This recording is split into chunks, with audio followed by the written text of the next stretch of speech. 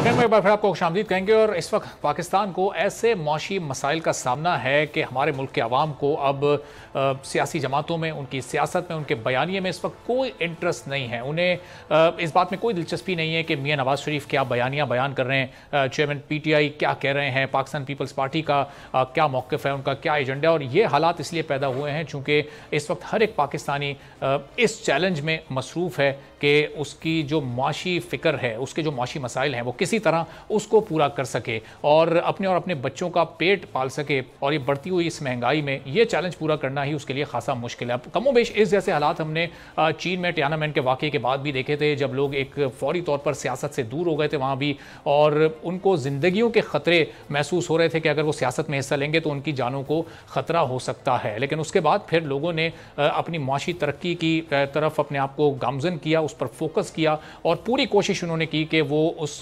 गुर्बत की लकीर के नीचे जो ज़िंदगी गुजार रहे थे उसको ख़त्म कर सकें। और उस मेहनत के बाद उन्हें काफ़ी हद तक वो मकाम हासिल भी हुआ, अपने मकसद में कामयाबी भी हुई। तो अब पाकिस्तान को इस वक्त उस राह पर चलने के लिए किन किन इक़दामात की ज़रूरत है और पाकिस्तानी कौम इन मुश्किल हालात का सामना कैसे करे, और क्या आने वाले दिनों में ये चैलेंजेस मज़ीद बढ़ेंगे या फिर इनमें कोई कमी वाक़ई होगी, इस पर गुफ्तगू का आगाज़ करते हैं। मौजूद पैनल का आपसे तारुफ़ करवाते हैं। फैज़ रहमान साहब हमारे साथ मौजूद हैं, तज्ज़ियाकार हैं, वाशिंगटन से हमें ज्वाइन कर रहे हैं। मोहम्मद मेहदी साहब तज्ज़ियाकार हैं, हमारे साथ मौजूद हैं। सैयद मोहम्मद अली साहब माहिर हैं सलामती उमूर के, वो भी हमें ज्वाइन कर चुके हैं। फैज़ साहब, गुफ्तगू का आगाज़ आपसे करेंगे कि ये इस वक्त जो पाकिस्तान के एक आम आदमी को जो मुआशी मुश्किलात दरपेश हैं, उसमें उसका इंटरेस्ट ही नहीं है कि वो किसी सियासी जमात की तरफ देखे, कोई बेहतरी की उम्मीद लगाए, क्योंकि सब ट्राइड एंड टेस्टेड हैं। तो अब इन चैलेंजेस से निपटने में कितनी मजीद मुश्किलात हैं, और क्या आपको लग रहा है कि आने वाले दिनों में बेहतर हालात हो सकते हैं, एक आम आदमी की मुश्किलात में कमी आ सकती है? फैज़ साहब जी, अरबाब, सबसे पहले तो बहुत बहुत शुक्रिया, आपने अपने प्रोग्राम में मुझे मदद किया।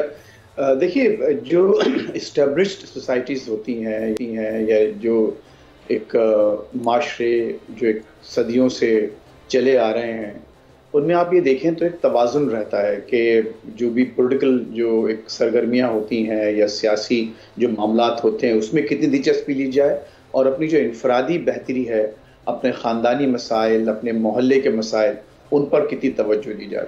जो चाइना का आपने बहुत अच्छा जिक्र किया कि वो देखिए एक इस्टेब्लिश्ड सोसाइटी है, एक हज़ारों साल से वो माशरा चलता आ रहा है। ये अलग बात है कि उसमें हुकूमत और जो मुख्तलिफ स्टाइल रहे हैं, लेकिन उनके पास उस माशरे में आपको एक तवाज़ुन नज़र आता है। हमारा मुल्क, हमारी कौम अभी निस्बतन एक नई कौम है, हम एक प्रोसेस से गुजर रहे हैं, और अफसोस ये है कि जो पै दर पै जो आपके तजुर्बात हुए हैं, जमहूरी तजुर्बात, और उसके बाद जो फिर मुदाखलतें होती रही हैं, तो उसकी वजह से आपने देखा है कि लोगों में जो एक अदम दिलचस्पी की जो कैफियत है वो ज़्यादा बढ़ती जा रही है। और वो तवाज़ुन जो, जैसे कि मैंने अभी आपसे अर्ज़ किया कि चूँकि मैं वाशिंगटन में बैठा हूँ, अमेरिका का भी यही हाल है कि यहाँ पर जो ये लोगों के माशी मसाइल होते हैं, सियासी मसाइल होते हैं, तो उसमें जो दिलचस्पी है और उसमें जो हिस्सा लेना है, उसमें तवाज़ुन रखा जाता है। ये कितना कभी ऐसा मौका ना आने दिया जाए कि सियासत में दिलचस्पी या सियासी मामलात पर जो है सब कुछ दाव पर लगाकर हम अपना ख़ानदान और अपने जो इनफरादी जो मामलात हैं उनको कुर्बान कर दें। ये ऐसा नहीं होता। पाकिस्तान, जैसे मैंने आपसे अर्ज़ किया, पाकिस्तान का मामला जो है अभी, चूँकि हम अभी उस दौर से गुजर रहे हैं जहाँ हम अभी भी अपने आप को मुनज़्ज़म करने की कोशिश कर रहे हैं, अभी भी हम पूरी तरह से कौम नहीं बन सके। तो to be fair with Pakistani people, मेरा ख्याल ये है कि ये एक दौर ऐसा है जो गुजरेगा, और मैं आपकी इस बात से इत्तेफाक करता हूँ कि इस वक्त लोगों को जो बेपनाह मसाइल का सामना है उसी पर उनकी तवज्जो है कि इस तरह से रोटी का। देखिए, अभी जो हमारे नवाज शरीफ साहब तशरीफ ला रहे हैं, जो एड्स चल रहे हैं टीवी पर, अभी देखिए उसमें ये दिखाया जा रहा है कि लोगों को दवा या रोटी, इनमें से किस चीज़ का इंतखाब किया जाए। तो इन हालात में आकर देखिए इतने सारे तजुर्बात भी हुए, इतनी सबको बारियां भी मिली। अगर आज भी कौम का ये हाल है कि एक आम आदमी के लिए अपनी नवासी, सॉरी टू कट यू फैज़ साहब, लेकिन ये ये उस मौके पर बात हो रही है जबकि 3 मुंतखब असम्बली अपनी मुद्दत पूरी कर चुकी है। मैं आपके पास वापस भी आता हूँ, ज़रा मेहदी साहब को भी मैं गुफ्तगू में शामिल कर लूँ। मेहदी साहब, ये पिछले 15 साल से तो हम देख रहे हैं कि जमहूरी मुंतखब असम्बलियाँ अपनी मुद्दत पूरी कर चुकी हैं, तो हालात तो बेहतरी की जानिब जाने चाहिए थे, लेकिन हमने देखा कि एक हुकूमत आती है, वो IMF के पास जाती है, कर्ज का बोझ मुल्क पर पड़ता है और बढ़ता भी है, और फिर वो बढ़ता ही चला जाता है। तो ये कहीं कोई बेहतरी की उम्मीद आपको नजर आ रही है? जी, बिस्मिल्लाहिर्रहमानिर्रहीम। देखिए, अगर इसमें बेहतरी की उम्मीद नहीं है तो फिर कौन सा तरीका होगा बेहतरी का? बेहतरी का तरीका जो हमने दुनिया के अंदर देखा है वो इसी तरह ही बेहतरी का तरीका निकल कर आता है। हमने इसके अलावा फौजी हुकूमतों को देख लिया। हमारे मुल्क में पहली दफा जो कर्ज का सिलसिला शुरू हुआ वो जनरल अयूब खान साहब के दौर से शुरू हुआ। इसलिए मेरा ख्याल है कि हमारे पास अब मजीद कोई ब्लंडर करने की गुंजाइश नहीं है। हमें एक साफ सुथरे इलेक्शन करवाने चाहिए और उसके अंदर जो भी लोग जीत कर आए उनको मौका देना चाहिए। जहां तक आपने बात करी कि 15 साल से ये सिस्टम चल रहा है, अगर आप उस 15 साल के अंदर से आप देखें तो ये आपको फिर कंटिन्यूटी तो 2002 से नजर आएगी ना। ये तो इसे आप 20 साल भी कह सकते हैं, लेकिन असूली तौर पे ये जो मामला चला है ये 2008 से लेकर और 2017 तक 16 तक चला है। उसके बाद जो था वो फिर मुदाखलत का सिलसिला शुरू हो गया और फिर ये सिलसिला शुरू हो गया कि आपने अपनी मर्जी करनी है, और आपने जब अपनी मर्जी करी तो उसके अंदर फिर आपको बहुत कुछ करना पड़ा, जिसकी वजह से बहुत सारी चीजें जो थी वो मजीद खराब हो गई। अब मेरा ख्याल है कि मौका मिलना चाहिए और लोगों को उनको चॉइस होनी चाहिए कि वो अपने लोग करें। और मेरा ख्याल है दुनिया में हमने फिर के देखा है आम आदमी का यही रवैया होता है। आम आदमी जो होता है वो कोई बहुत ज्यादा इन्वॉल्व नहीं होता सियासत के अंदर हर वक्त। वो इलेक्शन का टाइम आता है उसके करीब में, अगर इस वक्त भी आप देखें तो सियासी जमातें जो हैं वो अपने अपने प्रोग्राम्स कर रही हैं। हर तरफ जो है वो एक सिलसिला शुरू हुआ है, हर पॉलिटिकल पार्टी अपना मौक़िफ़ बयान कर रही है। जहां तक मैं सुन तो नहीं सका, लेकिन जो आपने भेजा था उसके मुताबिक आप चाइना की बात कर रहे हैं ना।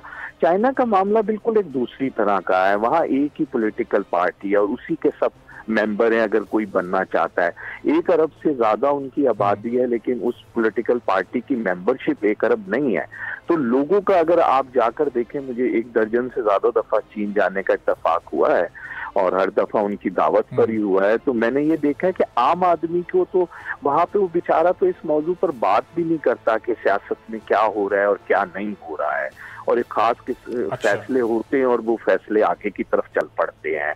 वो एक आम आदमी की पार्टिसिपेशन, क्योंकि वहाँ इस तरह ना इलेक्शन होता है ना इस तरह पॉलिटिकल पार्टीज हैं, तो वहाँ का एक और तरह का सिस्टम है। मैं उस पर तनकीद नहीं कर रहा, मैं अर्ज सिर्फ ये करने की कोशिश कर रहा हूँ कि जो जिस मुल्क को सूट करता है वो अपने मुताबिक उसको लेके चल रहा है, तो वो भी अपने मुताबिक, और उन्होंने एक बड़ा कारनामा ये करके दिखाया है। मेहदी साहब, हाँ जी, थोड़ा सा आप जरा अगर मुझे मौका दें तो अब मोहम्मद अली साहब के सामने मैं सवाल रख सकूँगा। मोहम्मद अली साहब, ये हम बात सुनते हैं कि सियासी इस्तेहकाम आता है तो माशी इस्तेहकाम आता है, तो ये दरअसल सियासी इस्तेहकाम क्या होता है? जो 2 पार्टीज 3 पार्टीज का सिस्टम है, क्या इसकी वजह से पोलराइजेशन इतनी बढ़ गई है कि एक आम आदमी का इंटरेस्ट अब सियासत से कम होकर अपने माशी मसाइल में वो उलझ कर रह गया?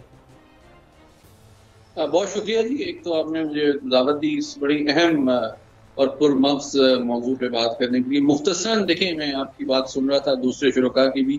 मैं चूंकि बुनियादी तौर पे एकेडमिकली भी पॉलिटिकल साइंटिस्ट हूँ, तो मैं आपके सामने 3 बुनियादी वजूहात रखता हूँ मुख्तसरन, जो कि तमाम मसाइल की बुनियादी वजूहात हैं, जिसकी वजह से आपका सियासी निज़ाम आपके इखलाकी, तालीमी, माशी और सियासी मसाइल पूरे करने में नाकाम नजर आता है। उसकी 3 बुनियादी वजूहात हैं। पहली वजह जो है वो हमारा सियासी कल्चर है, और एक जुमले में मैं कह देता हूँ कि देखें 75 साल जो 75 या 76 साल हमारी आज़ादी को हुए हैं, तो हम अपनी फिक्री और मिजाज के एतबार से कौमी सतह पे किसी भी पार्टी या इदारे से बालातर होकर मैं बात कर रहा हूँ, हम डीकोलोनाइज नहीं हुए।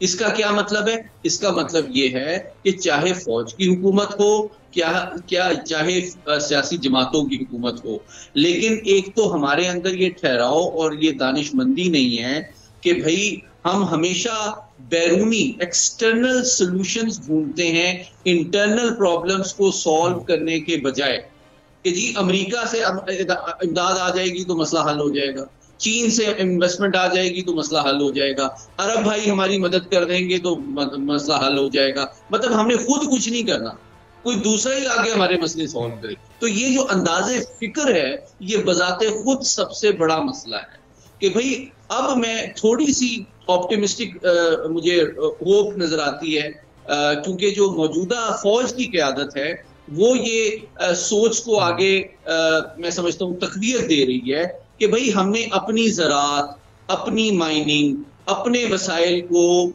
अपनी अफरादी कुव्वत को तैयार करके वेल्थ में, गुड गवर्नेंस में कन्वर्ट करना है ताकि हमारी एक्सपोर्ट्स भी बढ़े और बाहर के कर्जों पे बोझ भी कम हो। क्योंकि ये अंदाजे फिक्र ही 75 साल में हमारा ये नहीं था। चाहे किसी सियासी जमात की हुकूमत हो, पॉलिटिकल हो, डेमोक्रेटिक हो, मिलिट्री हो, they are all looking for external solutions. और सॉल्यूशन क्या होता था कि जी 23 दफा आप IMF के पास जाएं और वो उनकी जो रिक्वायरमेंट्स हैं या कंडीशंस हैं वो भी फुलफिल ना करें। तो ये पहला पहलू है।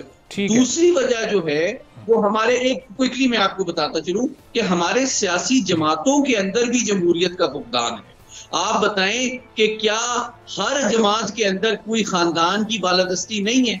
क्या वो नजरियात और रोड मैप और प्रैक्टिकल मैनिफेस्टो और एजेंडा के ऊपर जमातों की लीडरशिप डिसाइड होती है कि उसकी? अच्छा मोहम्मद अली साहब, ये थर्ड पॉइंट भी अपना काइंडली, चूंकि वक्त की थोड़ी शॉर्टेज है तो आप अपने तीसरे नुक्ते पर भी आ जाइएगा ताकि फिर मैं फैज साहब और मेहदी साहब से भी एक वे आउट उनका पूछ लूं कि इस पूरी सिचुएशन में। तीसरा नुक्ता ये है कि हमारी आवाम की भी सियासी शऊर की नशोनुमा और तरबियत नहीं हुई है, तो वो भी अफराद के ऊपर फोकस करते हैं कि नवाज शरीफ साहब, इमरान खान साहब और जरदारी साहब मसले हल कर दें। वो उनके रोड मैप, मैनिफेस्टो और उनको की बेसिस पे उनको अकाउंटेबल नहीं ठहराते, जो कि बुनियादी स्ट्रेंथ होती है डेमोक्रेसी की।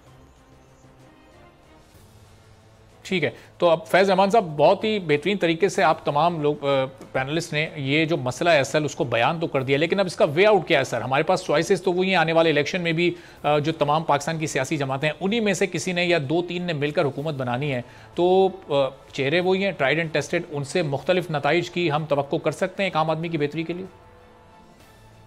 देखिए अरबाब जनाब, हमारे मोहम्मद मेहदी साहब हमारे अच्छे दोस्त हैं, मोहम्मद अली साहब हमारे बहुत ही पुराने मेरे रफ़ीक़ कार रहे हैं।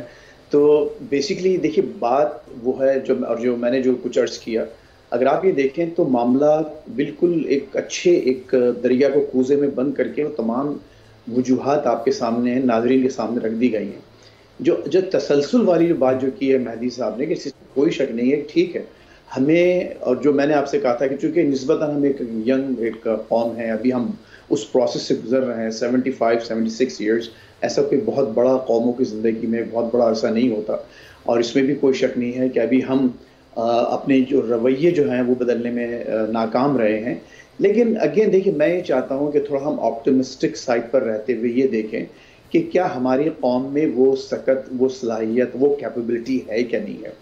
जहाँ तक देखिए पार्टीज़ में ख़ानदानों का होना या वो नाम जो बार बार आप देखते रहते हैं वो होना, वो कोई बड़ी बात या कोई ऐसी शर्त नहीं है जो कि कौम की अदम तरक्की का बाइस हो। मेहदी साहब ने जैसे कि फरमाया कि चाइना में तो एक पार्टी। ठीक है, अब फैज साहब जरा मेहदी साहब से भी मैं थोड़ा सा वे आउट जानूं, क्योंकि वक्त की शॉर्टेज है और इस पर तो एक तवील नशिस्त दरकार है, आने वाले दिनों में इंशाल्लाह हम इस पर करेंगे भी। मेहदी साहब, आपकी नज़र में इस पूरी सिचुएशन में क्या वे आउट है पाकिस्तान और पाकिस्तानियों के लिए? देखिए, मैं तो पहले ही अर्ज कर चुका हूँ आपसे कि वे आउट जो है ना वो पाकिस्तान में बड़ा सिंपल है कि पाकिस्तान में इलेक्शन होने दें, और इस बात को भी जो है ना, ये खानदान वाला मामला भी, वैसे तो ये दुनिया में भी होता है, लेकिन अगर आप इलेक्शन होने देंगे तो ये भी मिनिमाइज होते रहेंगे। तो हमारे पास सिर्फ एक ही रास्ता है कि हम इलेक्शन करवाएं और इस इलेक्शन के अंदर किसी किस्म की मुदाखलत ना हो, और जो लोग इस वक्त गिरफ्तार हैं उनके साथ भी लॉ के अकॉर्डिंगली लॉ चलना चाहिए, लॉ से हटकर उनके साथ ना कोई कानून की अमलदारी हो, साफ और शफ़ाफ हो, और उसी में एक बेहतर मुस्तकबिल छुपा हुआ है। बहुत बहुत शुक्रिया मोहम्मद मेहदी साहब, सैयद मोहम्मद अली साहब, फैज़ रहमान साहब हमारे साथ मौजूद थे। तमाम पैनलिस्ट की गुफ्तगू नाज़रीन आपने सुनी। आज के प्रोग्राम से इजाज़त दीजिए, अल्लाह हाफ़िज़।